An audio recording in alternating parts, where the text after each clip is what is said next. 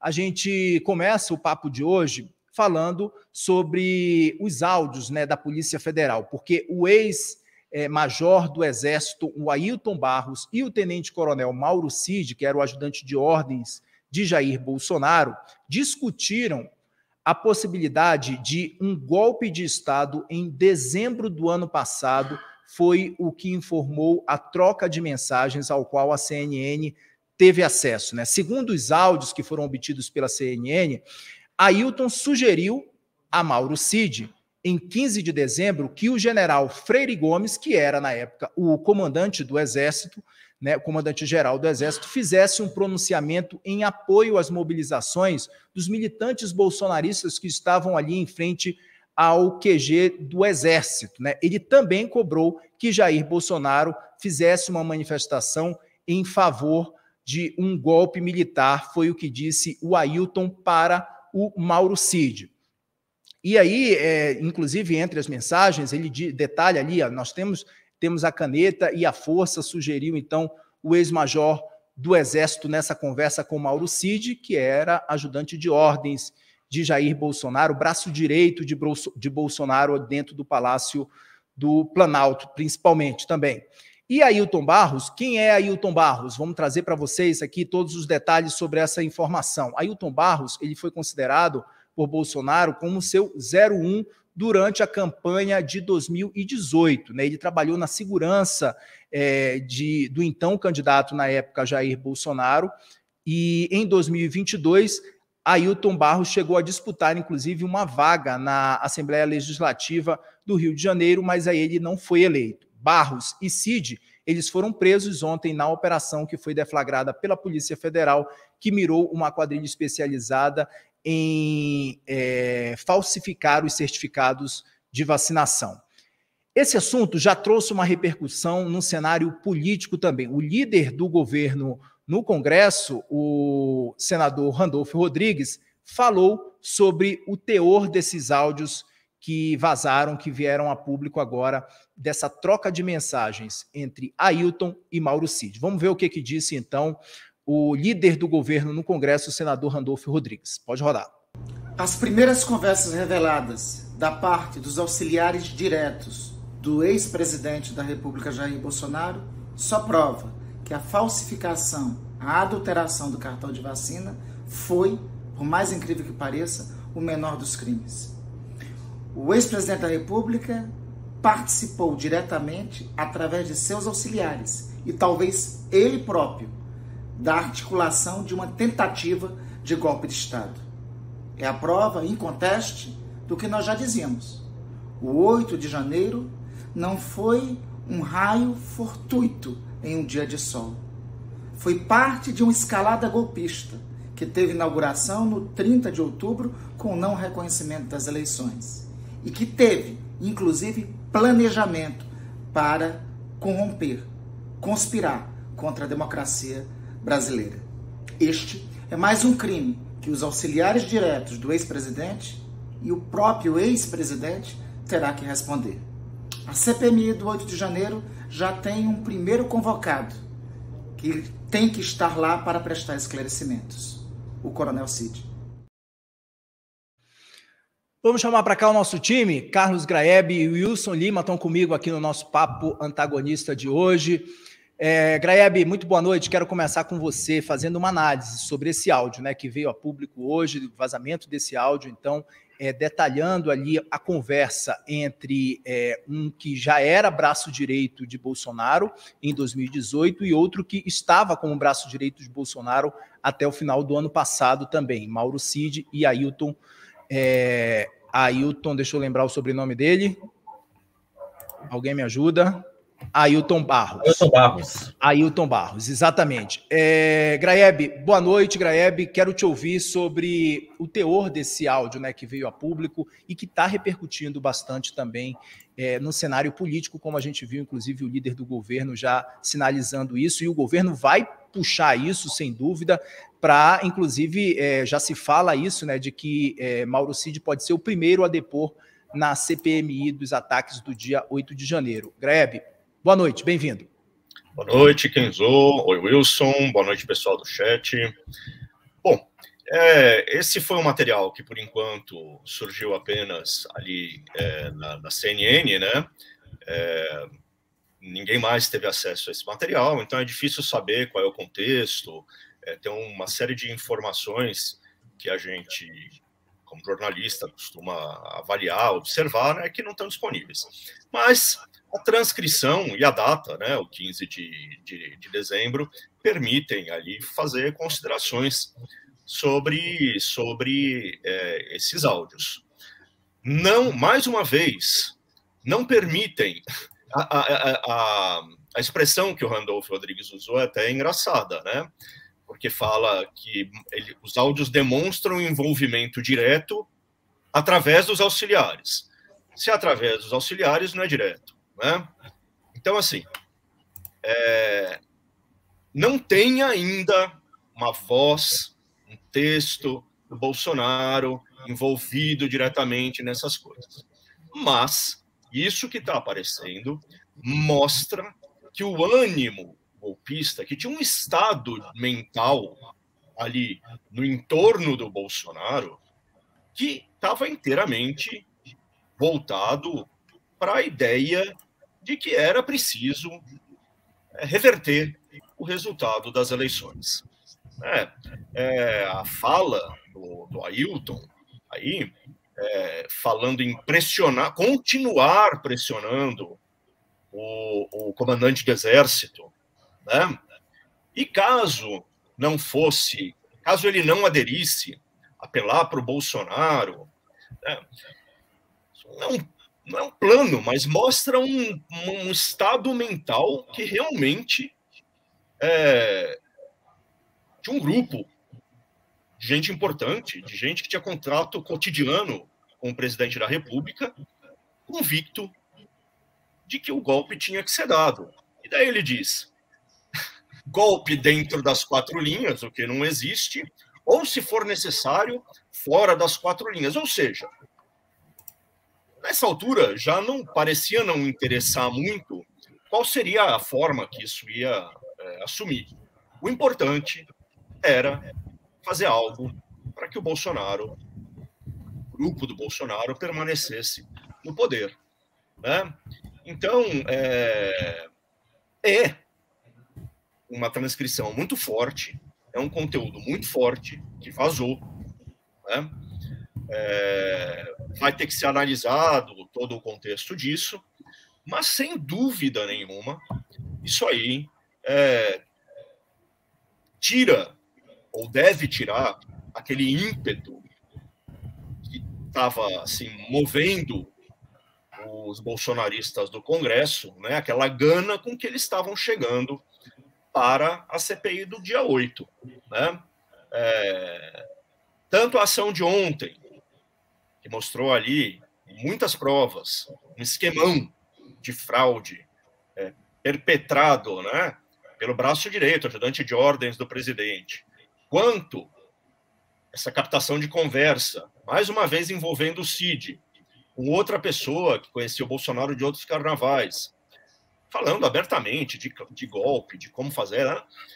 Tudo isso já não deixa a tropa de choque ali da oposição numa situação tão confortável, né? Eles já vão certamente pensar 2, 3 vezes antes de escalar a atuação deles na CPI como estava previsto, né? Vão perguntar, mas o áudio diz respeito a 15 de dezembro e a CPI tem que ter fato determinado, que são as ações do 8 de janeiro. Na verdade, tem inúmeros indícios. Isso eu já tenho repetido aqui, e nisso eu concordo com o Randolph, que o 8 de janeiro não pode ser visto como um fato isolado. Ele é a consequência de um processo que se arrastou por 4 anos, né? Que envolveu diversos tipos de ação de políticos mais próximos ou mais distantes do Bolsonaro e do próprio Bolsonaro, incutindo na mente de um monte de gente essa ideia de que se o resultado da eleição fosse desfavorável, ele tinha que ser revertido. Então, assim, é fraca a ideia de que, por ser um áudio do dia 15, ele não pode ser aproveitado na CPI que diz respeito ao dia 8. Porque o dia 8 é o desfecho de um filme, não é uma fotografia. Não é um evento isolado que surgiu do nada. Ele é efeito do filme, cujo roteiro foi sendo escrito ao longo de quatro anos e que ganhou velocidade, né, força, depois da derrota de outubro. Né? Então, nesse período entre o final de outubro e o dia 8 de janeiro, as coisas, evidentemente, essa transcrição parece ser uma prova bem contundente disso, né? A coisa ficou em ebulição ali naquele meio. E muito importante observar. A se dar crédito a esse áudio, tinha pressão sobre o Exército. E o Exército não embarcou na jogada. Né? A convicção que o Ailton mostra aí, nós temos a força e nós temos a caneta. Era só uma convicção, porque a força não estava, de fato, do lado do golpismo. O Exército, esse áudio ajuda a mostrar isso, o Exército, as Forças Armadas, tinham feito e fizeram uma opção pelo não golpe. Até tinha, provavelmente, tem muitos indícios disso, gente do Exército disposta a embarcar na aventura. Mas não foi a posição que prevaleceu. O comandante, que segundo essa transcrição estava sendo pressionado, não aceitou a pressão, não entrou no jogo. Os outros comandantes de força também não entraram no jogo. Então, tem duas informações importantes nessa transcrição, caso depois se verifique que está tudo certo, né, que elas vieram mesmo. Né? De um lado, tinha uma mentalidade golpista absolutamente entranhada no entorno do Bolsonaro, e de outro, o Exército resistiu a uma pressão forte.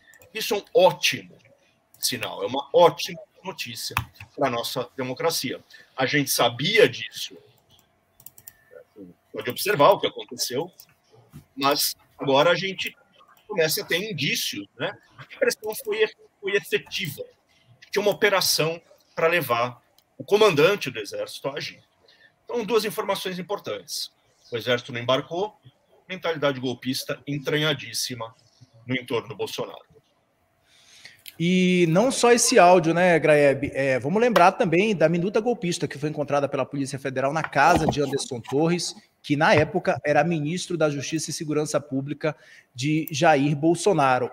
Wilson, quero pegar desse ponto contigo, porque esse depoimento, inclusive, todos os achados no telefone de Mauro Cid e também do ex-presidente Jair Bolsonaro podem ajudar muito na montagem desse quebra-cabeça para as investigações da Polícia Federal. É fato isso. O que eu queria puxar um fio com você aqui é sobre a CPMI, né? O quanto que isso já conversa com a CPMI e quanto a articulação do governo já está ali para que, de fato, Mauro Cid talvez seja o primeiro a prestar esse depoimento na CPMI dos ataques do dia 8 de janeiro. Wilson, muito boa noite, seja bem-vindo. Boa noite, Kenzo, boa noite, Greg, boa noite para você que está no nosso chat aqui, o Cleiton, o Paulinho, enfim, Ítalo, Ana Galdina, enfim, Ariadne, enfim, gente, muito obrigado pela audiência de vocês. Vamos lá. Esse episódio dos áudios deu a munição que o governo federal queria, né, para incentivar, para ir, para, de fato, aproveitar a CPMI do dia 8 de janeiro para mudar a narrativa, para mudar o discurso. Né? Até semana passada, o líder do governo no Congresso, Randolfo Rodrigues, ele não queria saber de investigação, né? Não queria saber de confusão, não queria saber, porque existe um princípio em Brasília, né, que CPI a gente sabe como começa, mas não sabe como termina. Então, nesse processo, o governo federal estava ali, não, vamos focar na pauta econômica, vamos focar no novo marco fiscal, vamos focar na reforma tributária e não perder energia com os atos de 8 de janeiro. Afinal de contas, a Polícia Federal já está tomando conta disso. Quando veio, primeiramente, aquelas imagens lá do ex-GSI, do Gonçalves Dias, o governo já ficou, opa, peraí, essa narrativa não pode se virar contra a gente. E agora, com a revelação desses áudios, o governo tem uma oportunidade de manter essa narrativa de que não teve nada a ver com essa confusão do 8 de janeiro, tá? Então, só que aí que vem o grande ponto, né? Aí que tem um mas no meio desse contrato. CPI, a gente sabe como começa, não sabe como termina. A gente sabe que o Coronel Cid pode ser o primeiro convocado, mas o governo federal vai ter força para convocar o Cid? Teoricamente, sim, porque tem maioria no colegiado. Mas será que é uma estratégia correta no primeiro momento colocar logo o chamado homem-bomba do governo Bolsonaro para depor no primeiro momento? Porque o Cid pode simplesmente fazer como ocorreram outros aliados do Jair Bolsonaro durante a CP da Covid. Ele pode chegar, não falar nada, ou dar uma de esfinge, né? É bom lembrar que o Pazuello, convocaram o Pazuello 3 vezes na CPI da Covid. Ele acrescentou alguma coisa? Não, né? Teve aquele momento de constrangimento, mas acrescentar para a investigação, ele nada acrescentou. Então, também corre esse risco, né, de você logo numa largada apostar num depoimento que não vai colaborar em muita coisa. E a CPI ter cara apenas de circo, porque a base bolsonarista, essa sim, está preparando um arsenal de, sabe, aquele arsenal de constrangimento para emparedar de fato o governo Lula. E no momento, Kenzo, em que o governo Lula precisa sair das cordas, a gente vai falar desse assunto um pouco mais para frente, na pauta do marco do saneamento, mas o governo Lula precisa sair das cordas e gastar energia como a CPMI, o governo tem que ser muito preciso, porque senão vai dar um sinal de enfraquecimento ainda maior. O governo já está sendo derrotado na Câmara, e se o governo perder muito tempo com CPI, ainda mais com elementos frágeis, isso vai ser mortal para o governo Lula para tentar aprovar qualquer coisa que seja de interesse do PT. É interessante, Enzo, só uma observação aqui, que o Bolsonaro ontem deu uma entrevista, né, para falar sobre o caso da falsificação dos cartões de vacina, né? Ele já deu uma palhinha de uma das estratégias que podem ser adotadas na CPI, que é chamar as pessoas comuns, vamos dizer assim, que foram participar lá do movimento do 8 de janeiro. Ele fala, vamos chamar as mães de família que estão presas e os seus filhos, o seu marido sofrendo, vamos chamar as velhinhas doentes que estavam lá, tal. Então, assim, a estratégia da oposição, né, do bolsonarismo do Congresso lá, mais ou menos desenhada, é tentar diluir a responsabilidade, né? Não eram todos golpistas, nós não queríamos o golpe e tal. Isso está mais ou menos claro. As táticas, né, que a gente vai ver. Ele deu uma dica aí. Vão tentar convocar pessoas comuns para tentar transformá-las também em coitados, né? Estavam lá exercendo um direito comum e não queriam destruir o Supremo, o Planalto, o Congresso, né? É circo, né? E tem detalhe, né, o Grebe, só para arrematar essa situação toda, eu estava até anotando aqui, esqueci de falar aqui na minha primeira intervenção.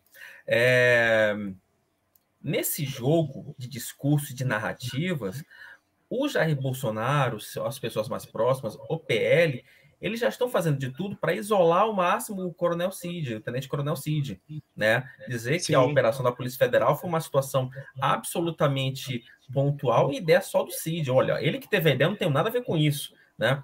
Mais ou menos, é curioso, porque, só para fechar, de novo, né? Quando a gente fala que Bolsonaro e Lula são duas faces de uma mesma moeda, né? Parece que é sacanagem, mas não. A cada episódio você tem mais provas. O Grebe vai se lembrar desse episódio, porque o Grebe com certeza cobriu esse caso, que é o caso dos aloprados de 2006, né? Lembra daquele episódio? os petistas querendo comprar um dossiê para ferrar com o José Serra durante a campanha de 2006.